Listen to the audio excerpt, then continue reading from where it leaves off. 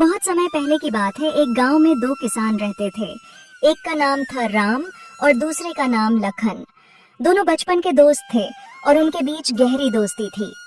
राम एक बहुत ही मेहनती किसान था जो हर दिन सूरज उगने से पहले अपने खेतों में काम करता था। दूसरी ओर लखन थोड़ा आलसी था और अपना ज्यादा समय आराम करने और गपशप करने में बिताता था। लक्ष्मी, मैं खेतों पर जा रहा हूँ तो मेरा खाना बांध दो, मैं वहीं पर खा लूंगा। आज खेतों पर थोड़ा ज्यादा समय लग जाएगा। जी, मैंने आपका खाना पहले से ही बांध कर रखा है।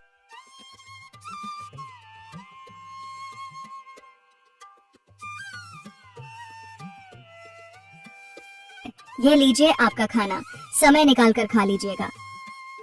अच्छा ठीक है, मैं जाता हूँ। तुम बच्चों को स्कूल छोड़ आना। आप बच्चों की चिंता बिल्कुल भी मत कीजिए, मैं उन्हें स्कूल छोड़ दूंगी। आप बस अच्छे से अपना काम निपटाकर घर जल्दी आ जाना।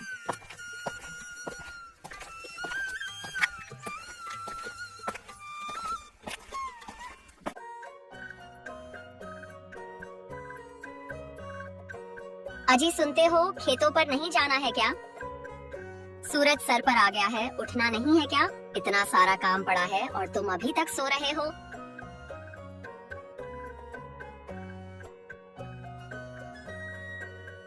अरे क्या हो गया भाग्यवान, तुम सुबह सुबह इतना क्यों चिल्ला रही हो? चिल्लाऊं ना तो और क्या करूं? सूरज सर पर चढ़ गया है और तुम बिस्तार पर से उठने का नाम नहीं ले रहे हो। खेतों पर नहीं जाना है क्या?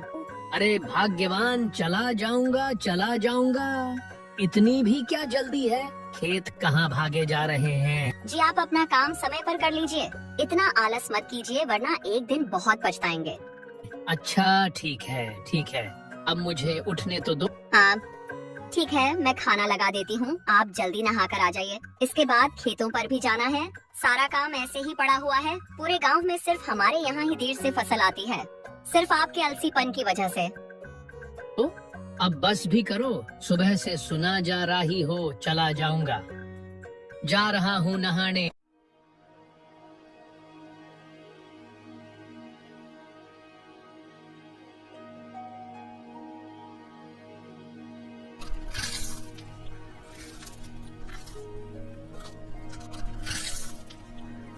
खाने में बस ये दाल चावल ही है, कोई सब्जी नहीं बनाई क्या? अजी सब्जी तो तब बनाऊंगी ना जब आप काम करके कुछ पैसे लेकर दोगे। पिछली बार जो फसल बिकी थी उसके अब थोड़े बहुत ही पैसे बच गए हैं, जिसमें ये दाल चावल ही खाने को मिलेगी आपको। अगर सब्जी खानी है तो जल्दी फसल उगाइए। इसको बोलने से अच्छा तो मैं ये दाल चावल ही खा लेता। अच्छा ठीक है, तो मैं खेतों पर जा रहा हूँ।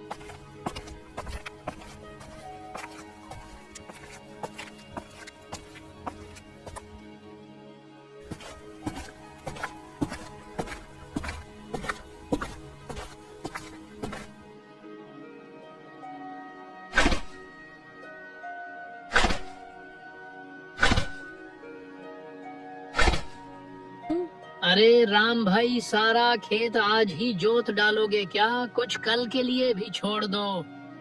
हाँ लखन भाई, बस थोड़ा सा ही खेत बचा है, उसे भी आज ही जोत दूंगा ताकि कल से मैं अपने खेत में बीज बोल सकूं।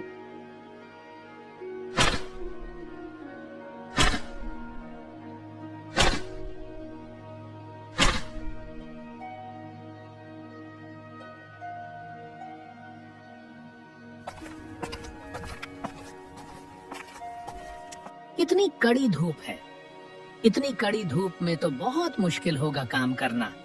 एक काम करता हूँ, थोड़ी देर आराम कर लेता हूँ, फिर आराम से खेत जोतूंगा।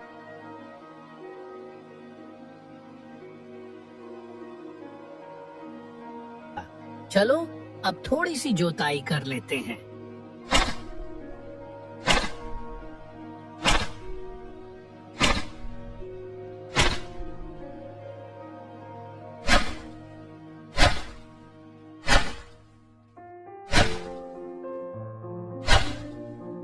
भूख लग गई, चलो पहले कुछ पेट पूजा कर ली जाए, फिर दोबारा से काम करूंगा।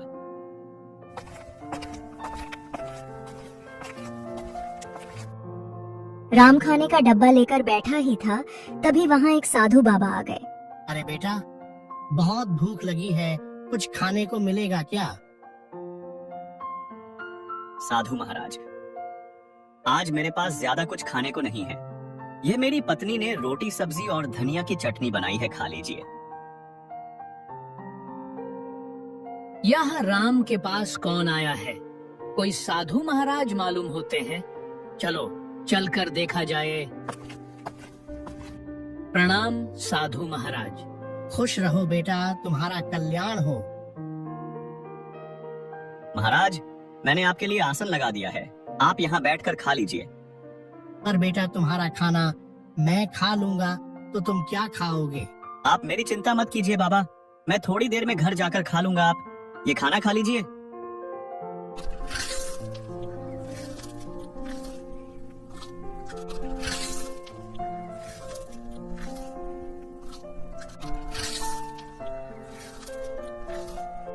साधु महाराज, मेरी पत्नी भी खाना बनाई है, बहुत स्वादिष्ट खाना बनाती है, थोड़ा खा कर देखिए।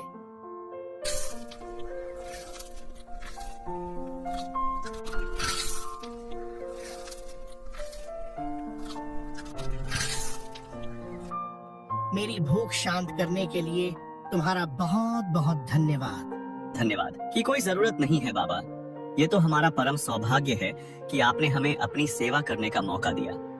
बाबा, आप तो बस हमें आशीर्वाद दीजिए कि इस बार हमारी फसल बहुत अच्छी हो और हमारे परिवार को सुख शांति मिले। तुम दोनों को मेरा आशीर्वाद। मेहनती किसान हमेशा सफल होता है, लेकिन आज मैं तुम्हें कुछ विशेष देना चाहता हूँ। साधु महाराज अपनी झोली में से कुछ छोटे छोटे बीज निकलते हैं और उन्हें राम और लखन को देते हैं। साधु महाराज, यह किस चीज के हैं? क्या यह कोई विशेष फसल के हैं? यह कोई साधारण बीज नहीं है, यह जादुई बीज है। इन्हें अपने खेतों में बो दो तो हाँ, तुम्हें वही देंगे जो तुम बहुत ज्यादा चाहते हो। हम आपकी इस मुलाकात के लिए बहुत आभारी हैं। साधु महाराज, मैं इन्हें बहुत अच्छे से देखभाल करूंगा और इन्हें रोज पानी दूंगा। लेकिन ये जादू है तो हमें इतनी मेहनत करनी है कि क्या जरूरत है? और ये बात हमेशा याद रखना, जादू उसके लिए काम करता है जो उसकी कदर करता है। यह बीज अपने आप में शक्ति रखते हैं, लेकिन अगर तुम इन्हें सही देखभाल नहीं दोगे तो तुम्हें इनसे कुछ भी नहीं मिलेगा। हर दिन इन्हें प्यार और मेहनत से सिंचना, तभी ये फल देंगे। जी महाराज, हम आपकी बातों को समझ गए हैं। हम इन्हें बीजों को रखेंगे और इन्हें बहुत प्यार से सिंचेंगे। अच्छा बेटा, तो अब मैं यहाँ से प्रस्थान करता हूँ। साधु से जादुई बीज प्राप्त करने के बाद राम और लाखन अपने घर लौट रहे थे। तभी रास्ते में दोनों आपस में बात करने लगते हैं। लखन, ये जादुई बीज बहुत अनमोल है। साधु महाराज ने कहा है, अगर हम इन्हें प्यार और मेहनत से सिंचेंगे तो यह हमें बहुत कुछ देंगे। मैं तो कल ही इन्हें जकर अपने खेत में बोने वाला हूँ। लेकिन ये जादू है तो हमें इतनी मेहनत करने की क्या जरूरत है? मुझे नहीं लगता कि रोज पानी देने से कोई खास असर होने वाला है। हाँ, खुद ही उग जाएंगे और फल देंगे। लखन, साधु महाराज ने साफ साफ कहा था कि प्यार और मेहनत के बिना कुछ नहीं मिलेगा। यह बहुत जरूरी है, लेकिन इनका पूरा फायदा उठाने के लिए हमें इनकी देखभाल अच्छे से करनी होगी। मैं कोई भी जोखिम नहीं लेना चाहता, इसलिए मैं तो इन्हें बहुत अच्छे से सिंचूंगा और इनकी बहुत देखभाल करूंगा। इसके बाद दोनों अपने अपने घर की ओर चल पड़ते हैं। दोनों घर पहुंचकर सारी बात अपनी अपनी पत्नी को बताते हैं। जी, ये तो बहुत अच्छी बात है। भगवान की भी इस समय हम पर बड़ी कृपा है, तभी तो आपको साधु महाराज मिले। लक्ष्मी, तुम सही कह रही हो। वह साधु किसी भगवान से कम नहीं। उनकी आंखों में एक अलग ही तेज था। जैसा साधु महाराज ने कहा है, मैं वैसा ही करूंगा। मैं इन्हें बीजों की खूब सेवा करूंगा। अरे वाह, तो बहुत अच्छी बात है। अब हम बहुत मेहनत करेंगे और बहुत अच्छी फसल लगाएंगे और हमें बहुत सारे पैसे मिलेंगे। अजी, आप बस इंतजार नहीं करिएगा, आप कल सुबह ही जाकर इन्हें बीजों को लगा देना। हन भाग्यवान, यह बीज कहीं भाग नहीं जा रहे हैं। कल सुबह ही खेतों में जाकर इन बीजों को लगाऊं।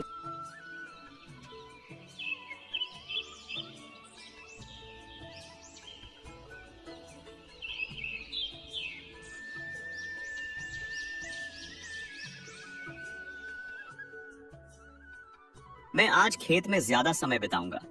साधु बाबा ने मुझे जो भेज दिया है वह आज खेत में बोने हैं। मुझे लगता है कि अगर हम इन बीजों की अच्छे से देखभाल करें तो हमें बहुत लाभ मिलेगा। जी, ये तो बहुत अच्छी बात है। ये लीजिए आपका खाना, समय निकाल कर खा लीजिएगा।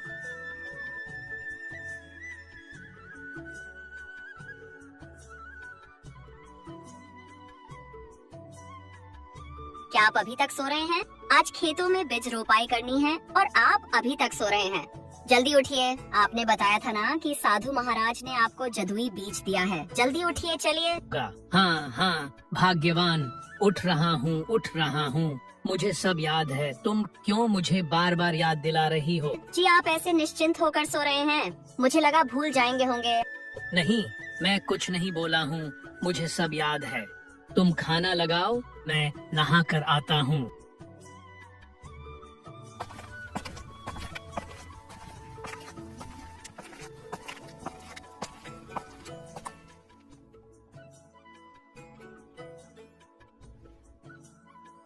दोनों अपने अपने खेतों में बीज बो देते हैं।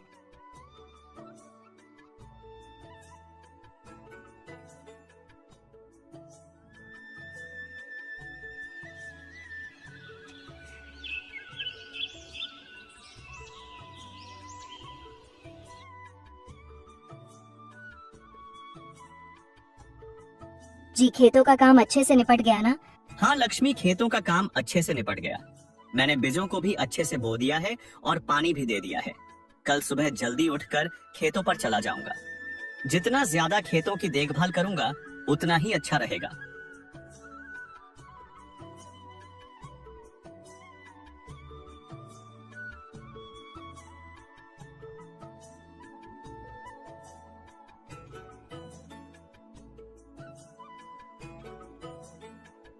आपने आज खेत में बीज बो दिए ना? हाँ भाग्यवान, मैंने आज सारे बीज बो दिए। साधु बाबा ने जो जादुई बीज दिया था उसे अच्छे से बो दिया ना?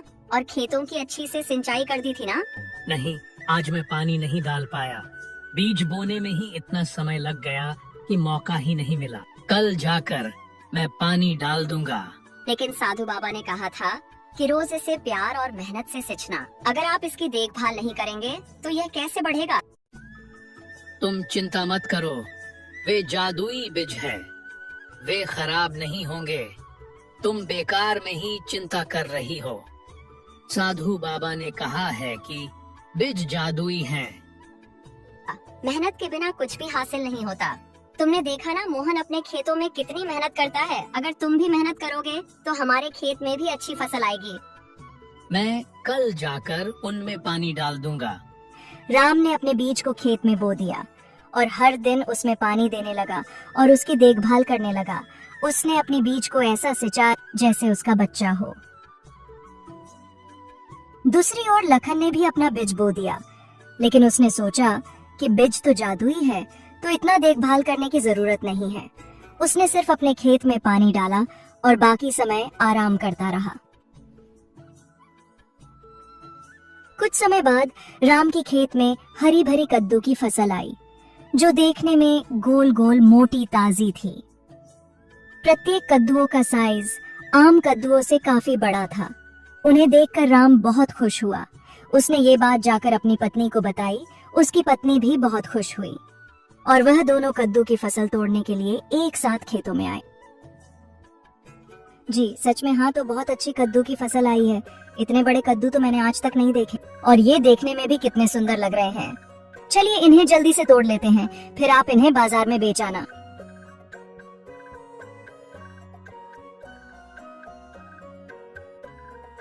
दोनों कद्दू की फसल तोड़ने लगते हैं और देखते ही देखते उनकी टोकरी कद्दुओं से भर जाती है।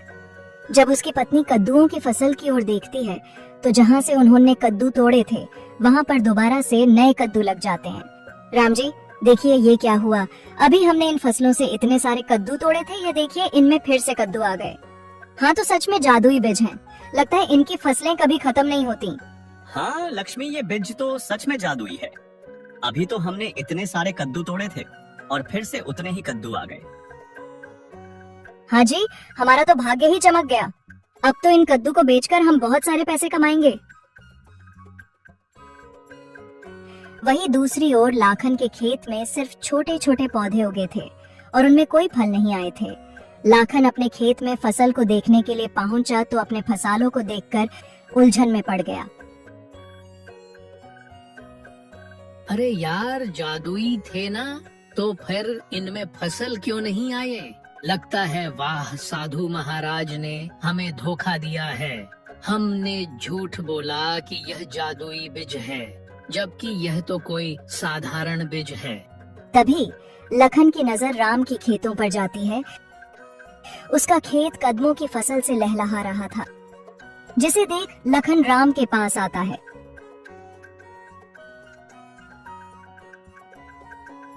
तुम्हारी फसल इतनी सुंदर कैसे हुई? लगता है वह साधु महाराज ने मुझे नकली बीज दिए थे और तुम्हें जादुई। दोस्त, साधु महाराज ने हमें जादुई बीज तो दिया था, लेकिन उन्होंने कहा था कि उनको प्यार और मेहनत से सिंचना होगा। मैंने हर दिन अपने खेतों में मेहनत की, पानी दिया और उसकी मिट्टी को ठीक किया, और उसी कारण मेरी फसल इतनी सुंदर और फलदार हुई। और तुम्हें तो मैंने कभी खेतों में अच्छे से काम करते हुए देखा ही नहीं, तो शायद इसी वजह से तुम्हारी फसल इतनी अच्छी नहीं आई।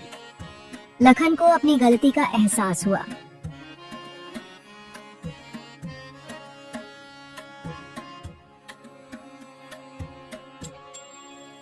अरे नहीं, मैंने ये क्या कर दिया? यह बीज तो सच में जादुई थे।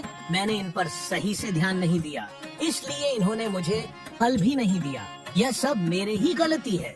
अगर मैंने भी इन्हें बीजों का अच्छे से पालन पोषण किया होता तो आज मेरे भी खेतों में राम की तरह कद्दू की फसलें लहर रही होती।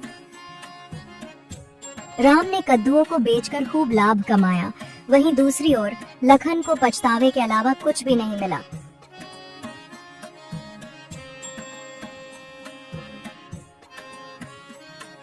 कहानी अच्छी लगी हो तो वीडियो को लाइक और चैनल को सब्सक्राइब करके एक प्यारा सा कमेंट जरूर करें। Thanks for watching.